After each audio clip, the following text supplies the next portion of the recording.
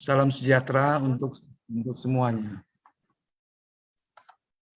Saya ini sedikit saja awalnya, ya, dapat apa ya, encouragement dari Kang Dimas untuk ya membuka kelas ini, kelas komunikasi. Kata Kang Dimas, kayaknya sih cukup bagus nih, sambutan publik gitu ya. Saya bilang cobalah, oke lah. Nah ini hari ini ya, hari ini kita ketemu. Sedikit sekali, barangkali sebagian Bapak Ibu belum kenal saya sedikit saja. Saya tidak mau mengambil waktu banyak milik Bapak Ibu sekalian. Saya S1 Komunikasi, dulu namanya Perguruan Tinggi Publisistik, PTP. Publisistik itu komunikasi dalam bahasa Jerman. Publisistik, PTP saya. Yang sekarang katanya diteruskan oleh IISIP Lenteng Agung. Tapi kami lulusan PTP tidak pernah mengakui bahwa IISIP itu kelanjutan dari PTP.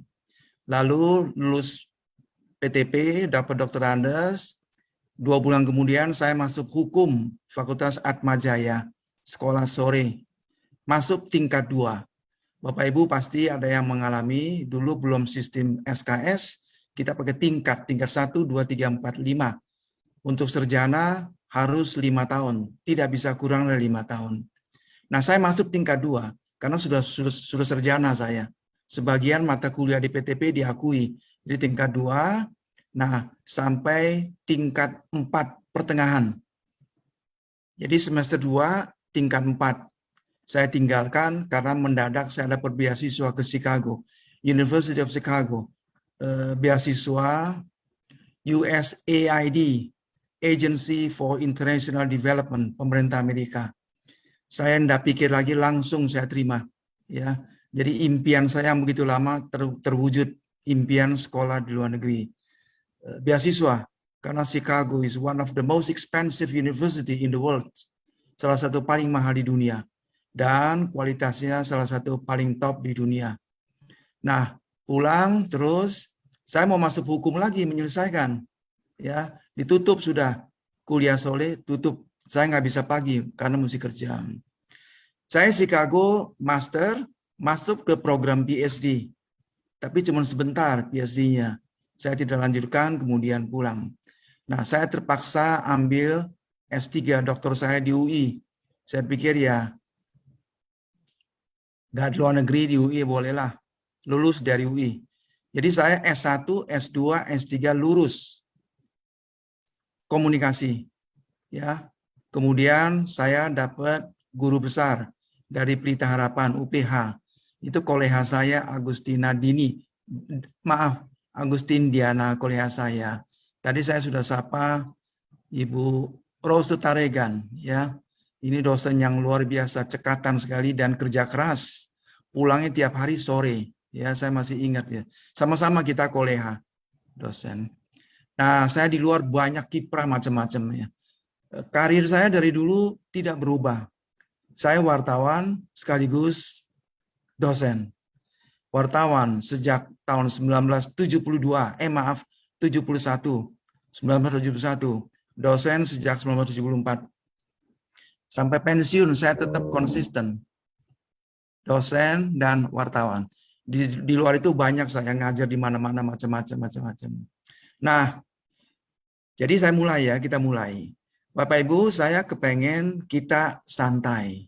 Ya, saya hakul yakin sebagian besar Bapak Ibu sudah tahulah what the communication is, sudah tahu. Ya. Saya mungkin di sini banyak mengemukakan hal-hal yang mungkin Bapak bisa tertarik. Wah, ini komunikasi juga ya. Tunggu sebentar ya. Kok gambar saya nggak ada ya? Saya orangnya gaptek. Oke, enggak apa-apa ya. Nah, saya banyak berikan contoh dalam, saya nggak mau mengatakan perkuliahan, bukan ya. Dalam sharing ini banyak contoh. Terus saya minta dengan sangat interaksi intensif antara Bapak Ibu dan saya. Ya, jadi biasanya nanti 1/4 jam 20 menit saya berhenti. Saya kasih kesempatan bertanya. Kalau nggak ada yang bertanya, saya langsung tunjuk saja. Saya tunjuk ya. Nah, jadi itu ya. Ini dirancang sebetulnya ada 8 sesi. Tapi oleh Kang Dimas diluncurkan 4 sesi dulu. 4 sesi. Intinya adalah yang ingin saya kemukakan kepada Bapak Ibu sekalian, apa sebetulnya komunikasi itu? Saya banyak murid di S1 datang ke saya. Pak, orang tua saya bertanya, komunikasi itu apa sih? Kamu ngapain sekolah komunikasi 4 tahun? Tiap hari kita komunikasi. Kok pakai sekolah komunikasi? Itu banyak. Murid saya lapor ke saya.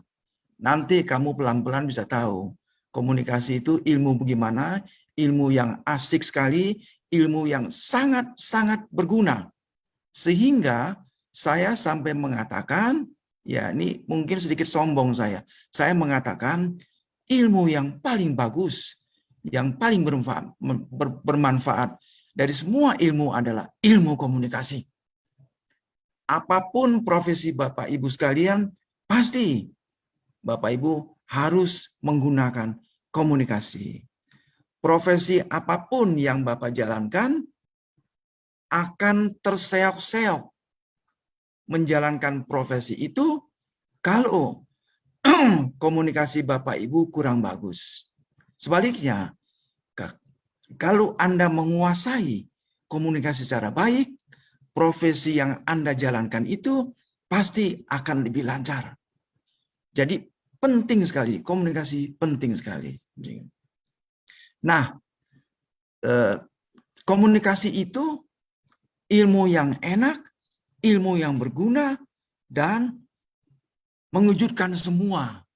Ya, oh ini komunikasi, komunikasi, komunikasi. Ya, nah saya berikan satu ilustrasi.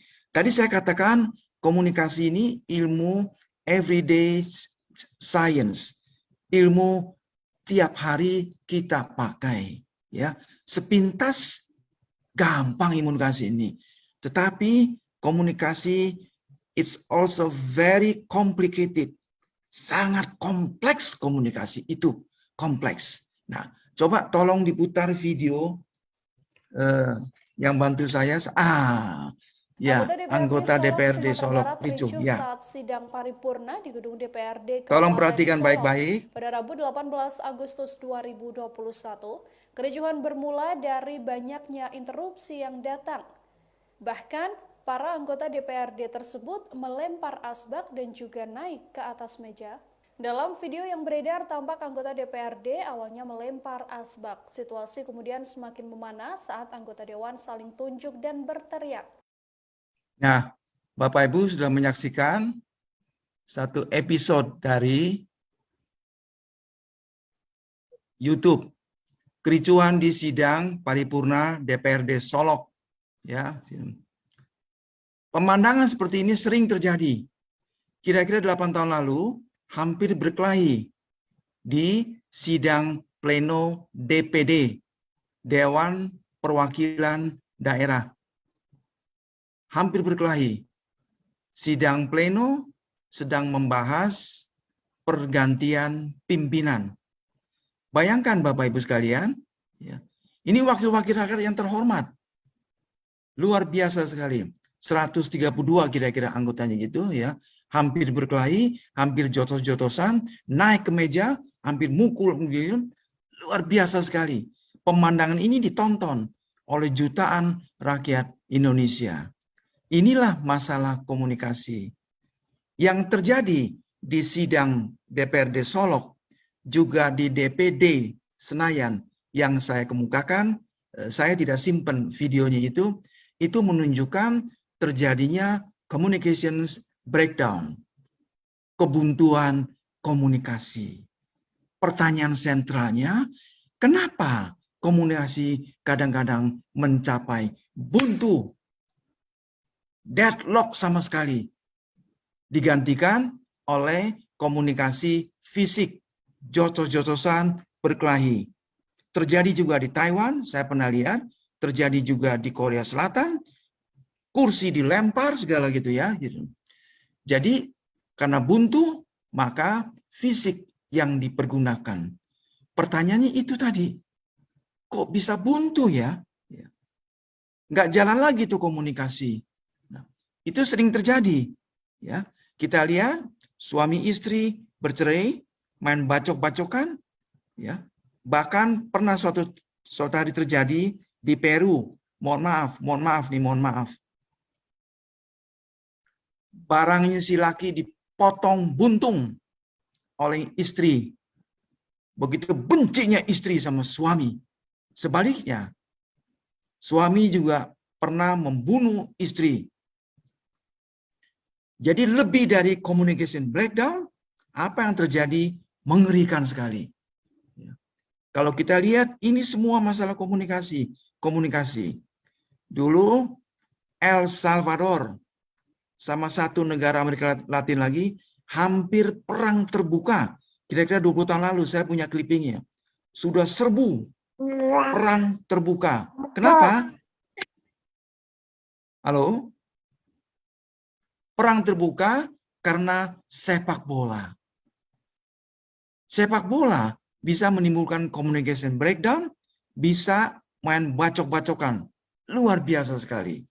Nah, jadi kenapa communication is so complicated sehingga suatu saat manusia tidak bisa berkomunikasi lagi. Yang dikedepankan adalah jotos-jotosan, bahkan bisa perang, bahkan bisa bacok-bacokan. Nah, untuk ini kita mulai dari what is communications in reality. Sebetulnya apa sih komunikasi itu? Nah, ini ya. Ada 100 lebih definisi komunikasi, saya ambil yang sederhana saja. Yang sederhana saja. Coba tolong ditayangkan on definitions of communications. Ini betul. Stop. Penyampaian informasi atau gambar atau gagasan, kecakapan dan sebagainya dengan menggunakan simbol-simbol. Simbol-simbol. Ya. Jadi segala sesuatu dari A disampaikan kepada si B atau in returns dari B disampaikan kepada si A. Semua melalui simbol. Pertanyaannya, what is symbol? Symbol is anything that represents anything else. Simbol adalah apa saja yang mewakili sesuatu lain. Bapak Ibu naik mobil, naik motor, masuk Sudirman, lihat ada tanda S dicoret di samping. Tanda S dicoret. Tanda S dicoret lingkaran itu adalah simbol. Symbol is anything that represents anything else, yang mewakili sesuatu lain. S dicoret ada lingkaran, dia mewakili makna tertentu. Maknanya, Bapak Ibu tidak boleh berhenti menghentikan kendaraan di sini. Kalau menghentikan kendaraan, polisi stop, ditangkap atau damai di jalan, gimana gitulah. Simbol, ya. Kita lagi naik mobil, tiba-tiba di pinggir jalan ada lambang jalan kereta api disilang begitu. Ada jalan kereta api di silang. Itu artinya awas, di depan ada rel kereta api. Perlambat kendaraan Anda, bahaya, ya. Simbol. Jadi kita berkomunikasi dengan simbol. Saya sedang berkomunikasi dengan Bapak Ibu sekalian. Saya menggunakan simbol, ya. Kata lisan di sini, lisan. Apapun pakai simbol. Nah, simbol ini maknanya dari mana? Dari kesepakatan antara komunikator dan komunikan. Jadi, komunikator dan komunikan berunding, diskusi, mencapai kesepakatan makna. Oke? S dicoret. tanda silang artinya jangan menghentikan kendaraan Bapak Ibu di samping jalan.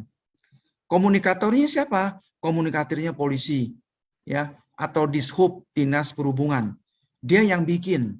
Mereka yang bikin peraturan. Komunikannya semua pengguna jalan. Jadi harus ada kesepakatan.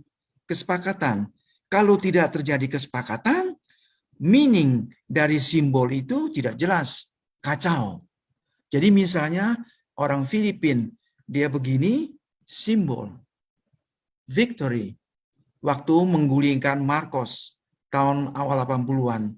Digulingkan, setelah itu pada demo semua, ratusan ribu demo di Manila dan di kota lain Manila itu, ya, menyambut luar biasa gembira atas tergulingnya Marcos, diktator yang luar biasa. Semua yang di jalan itu pada begini semua, simbol, ya. Tapi tanda ini tidak hanya victory, ada juga makna lain. Di negara lain, ini makna lain, ya. Nah, saya lupa, nanti Bapak Ibu bisa ketemu apa artinya, ya. Semua simbol, Anda masuk ke hotel, masuk ke pasar, apa semua simbol. Maka simbol itu sangat penting, ya itu. Jadi singkat katanya komunikasi itu by definition is very simple. Saya menyampaikan sesuatu simbol dalam bentuk macam-macam kepada orang lain. Melalui apa? Melalui channel, saluran, channel, melalui media, ya, dengan tujuan tertentu, dengan feedback tertentu. Ingat, manusia berkomunikasi pasti mempunyai makna. Hampir tidak pernah kita berkomunikasi tanpa makna. Ya, selalu ada makna. Makna ini ada yang tersurat, ada yang tersirat. Nah, salah satu penyebab kenapa komunikasi kacau, karena tujuan ini ada yang tersurat, ada yang tersirat. Yang tersurat adalah jelas maknanya, ya. Kamu mau kemana? Jelas, ya. Artinya jelas. Saya bertanya kepada Bapak, mau kemana Pak? Tujuannya supaya saya tahu. Mau kemana? Kok cepat-cepat mau pergi, ya? Baru di kelas sudah mau pergi. Nah, tujuan, makna. Tapi ada juga yang tersirat, ya. Kamu tiap hari pulang jam 3, Kemana kamu ini? Nah, ini tersirat. Kalimat saya itu bisa juga mengandung arti malas kamu ya. Sekolah selalu pulang cepat. Tapi saya tidak kemukakan. Jadi makna itu ada yang tersurat, ada yang tersirat. Komunikasi seringkali kacau karena si komunikan tidak tahu bahwa pesan yang diterima itu mengandung makna yang tersirat. Misalnya Presiden ngomong apa, Megawati ngomong apa, ada yang tersirat. Tapi si komunikan, orang yang memberikan pesan namanya komunikator. Saya sedang bertindak sebagai komunikator. Bapak Ibu ini di mata saya komunikan, ya, penerima pesan. Kalau komunikannya banyak, kita sebut audience, halayak. Nah, jadi kadang-kadang komunikan itu pusing. Ini maksudnya apa ya? Maksudnya gitu.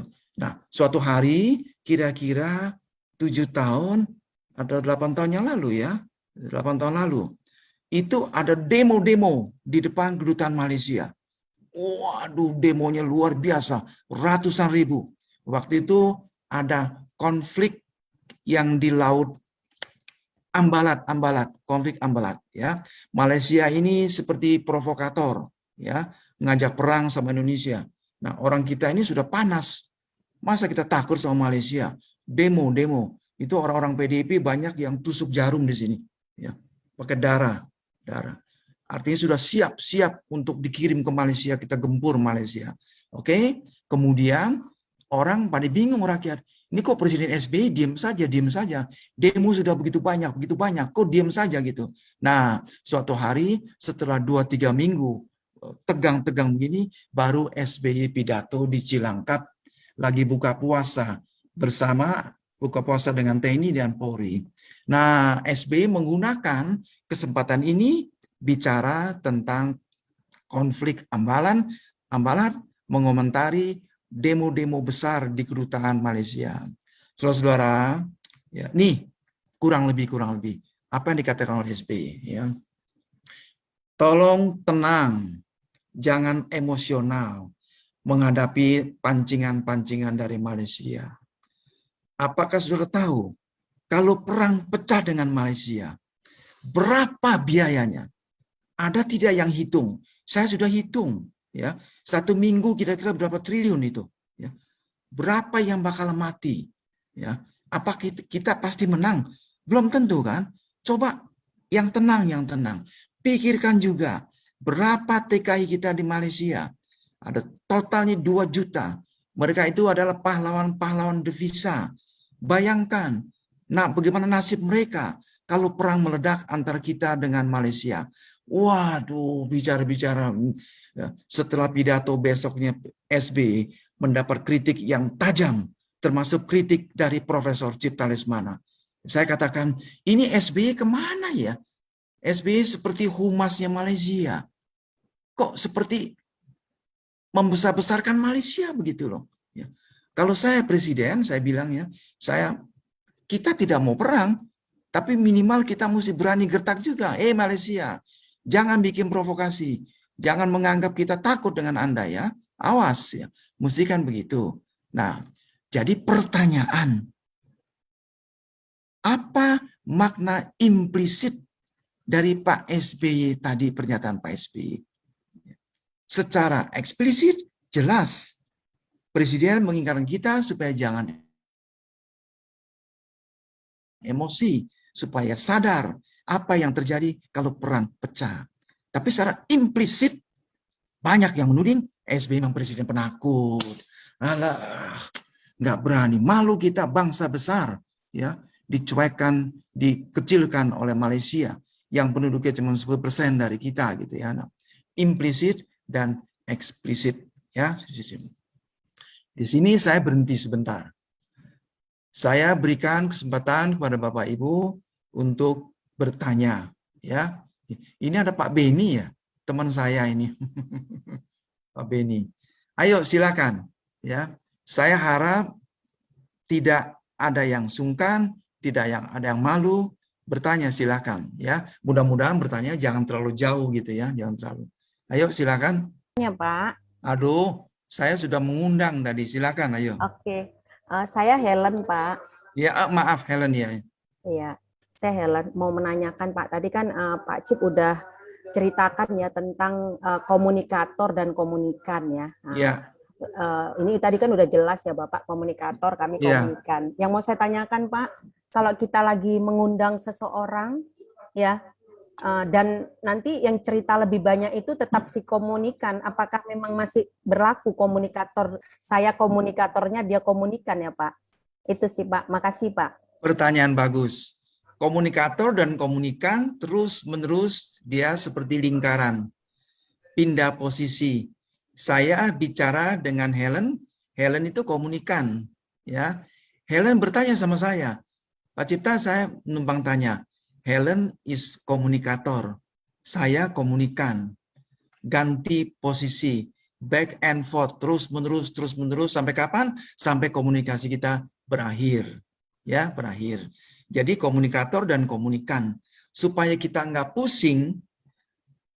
Ini saya sekarang komunikator nih ya. Nah, ahli komunikasi mengeluarkan satu istilah, interactant. Jadi komunikator dan komunikan sama-sama disebut interactant. Supaya kita nggak bingung gitu loh ya.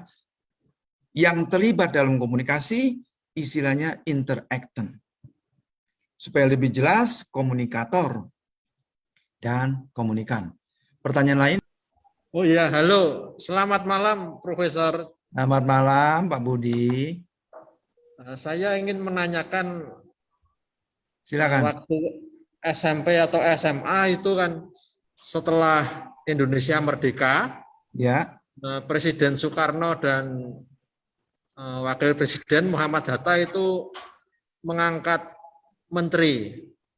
Pak Profesor bisa memberikan komentar pengangkatan ini pada saat setelah Indonesia merdeka. ya, Terima kasih, Pak. ya. Itu kan dalam teks proklamasi disebut itu ya, disebut segera membentuk pemerintahan. Saya tiba-tiba lupa full teksnya itu ya. Jadi setelah proklamasi membacakan teks proklamasi 17 Agustus, Indonesia resmi menjadi negara merdeka, negara berdaulat. Dengan sendirinya, langkah pertama yang diambil oleh para pemimpin yang memproklamirkan kemerdekaan itu membentuk pemerintahan. Nah, jadi bentuk pemerintahan dalam arti mengangkat menteri-menteri. Secara legal sudah sah, tidak bertentangan dengan UUD 45 ketika Bung Karno dan Bung Hatta mengangkat menteri segera setelah proklamasi. Sama dengan yang sekarang di Afghanistan nih, ya. Kemarin diumumkan pemerintahan baru Taliban di Afghanistan, walaupun dikatakan belum lengkap, menterinya baru sebagian. Jadi itu tindakan komunikasi, Pak. Communication Act, ya. Saya belum bicara panjang lebar. Communication Act ini amat sangat luas. Amat sangat luas. Seorang pemuda dan pemudi, ya, dia pacaran, ya. Pemudi suatu pagi dia keluar rumah mau ke sekolah. Di depan pintu ada setangkai bunga warna merah. Dia nggak tahu kok tiba-tiba ada bunga. Dia cium bunga itu. Bunga is a symbol. Simbol. Jadi si cowok itu berkomunikasi dengan pacarnya melalui bunga. Tergantung bunganya warna apa, baunya bau apa. Suatu saat ada perempuan ya dapat bunga, dia cium bunganya bunga Kamboja, seperti bunga yang di kuburan. Itu menunjukkan si laki itu benci sekali sama si perempuan. Nah, si perempuan kalau pernah belajar komunikasi dia mengerti. Kurang ajar nih laki-laki gitu ya. Tapi kalau dia mencium bunganya wangi, warna merah, itu symbolically mengandung arti I love you. Saya merindukan sama Anda. Jadi macam-macam ini ya. Simbol ini macam-macam. Saya pernah di forum ini memberikan contoh misalnya suami istri ya. Hidup dengan mesra, dengan rukun. Setiap pagi, ya, suami turun tangga, rumahnya 2 lantai. Turun tangga sarapan. Dia turun tangga ke meja makan selalu sudah penuh. Dengan apa? Dengan sarapan, minuman, teh macam-macam gitu ya. Setelah makan langsung berangkat, pamit kepada istri ke kantor. Suatu hari dia turun tangga, meja makannya kosong. Tidak ada makanan. Nggak ada makanan sama sekali. Dia kaget. Ini kenapa nih? Kok nggak ada makanan nih? Istrinya diam. Tidak mau jawab. Bapak Ibu ingat, meja makan kosong. That is a communication message. Itu pesan komunikasi. Ingat, pesan komunikasi. Artinya apa? Ya nanti kita cari artinya. Rupanya istri sedang ngambek sama suami. Karena mungkin uang dapurnya makin kecil barangkali. Ya, mungkin juga semalamnya nggak tahu gimana berkelahi, gimana gitu loh. Jadi si istri ini protes, boykot. Protesnya bukan dengan mulut, tapi tidak menyajikan sarapan besok paginya. Nah, Macam-macam, simbol itu macam-macam. Maka dikatakan juga ya, si A bicara dengan si B. That is communication. Tapi awas, si A tidak bicara dengan si B. Is it communication or not? Yes, that is also communication. Orang tidak bercakap-cakap, si A melihat si B buang muka begini, that is communication. Ada sesuatu yang tidak beres. Ya, komunikasi ini bentuknya macam-macam. Ada yang verbal communications, tapi banyak non-verbal. Dalam ilmu komunikasi, non-verbal is much more important than verbal communications. Ya, saya melihat seseorang, saya lihat mukanya kayak anjing, mohon maaf, anjing, saya lihat begitu ya. Saya lihat muka. Muka itu saya gambarkan seperti anjing. Itu non-verbal communication. Dia lagi benci sama saya. Saya sudah tahu meaningnya. Jadi, communications banyak bentuknya. Bentuk yang paling ekstrim adalah door. Tembak si komunikan itu. Ya. That is what we call political assassinations. Kennedy ditembak, Lincoln ditembak, mati. Nah, pembunuhan itu tentu ada meaning, ada artinya. Saya sudah katakan, all communications is always intentional. Komunikasi tidak pernah tanpa maksud. John F. Kennedy dibunuh, ada maksudnya, ya. Meskipun sampai hari ini masih misterius. Saya banyak baca sebab Kennedy salah satu favorit saya. Banyak baca, kita nggak tahu persis sampai hari ini kenapa Kennedy dibunuh. Hanya mereka-reka.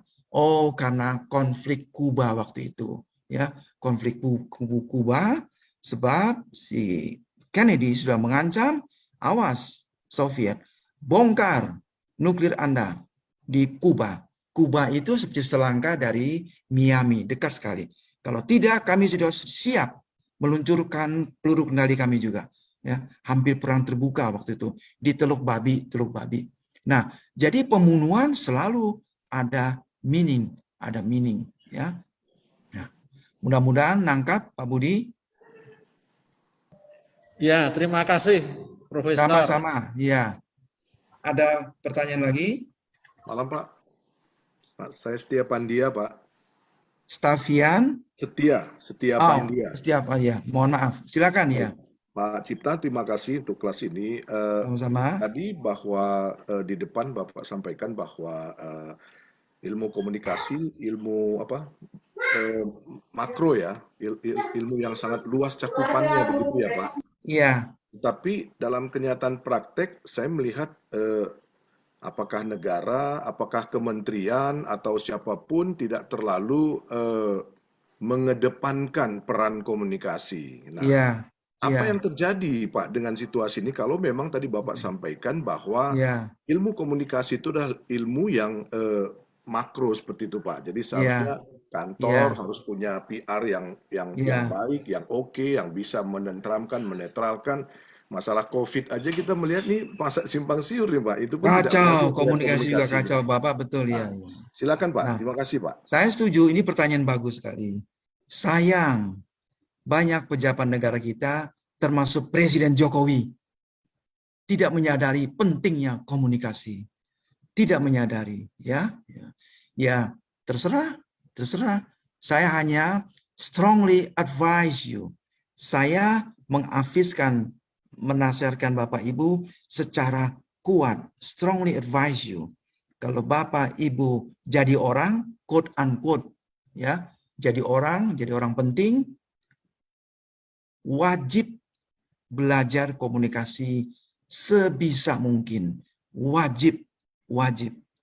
Komunikasi itu terutama to build trust, untuk membangun kepercayaan rakyat kepada Bapak Ibu, jadi Anda wajib mempelajari sebisa mungkin, ya. Komunikasi sangat bermanfaat bagi setiap profesi. Saya berikan contoh sederhana saja. Barangkali ada hadirin yang profesinya dokter, barangkali dokter gitu ya. Bapak Ibu lihat dokter ini, bandingkan dokter yang komunikasi bagus dan dokter yang mahal komunikasinya, ya. Dulu saya pernah juga menghadapi dokter yang mahal komunikasi. Dia nggak ada komunikasi. Datang, ya, kita disuruh tiduran, cek buka baju, cek tiduran, pak. Oh, udah selesai gitu ya, selesai. Dia duduk ke kursinya, dia tulis, berat itu dia sobek resepnya. Saya belum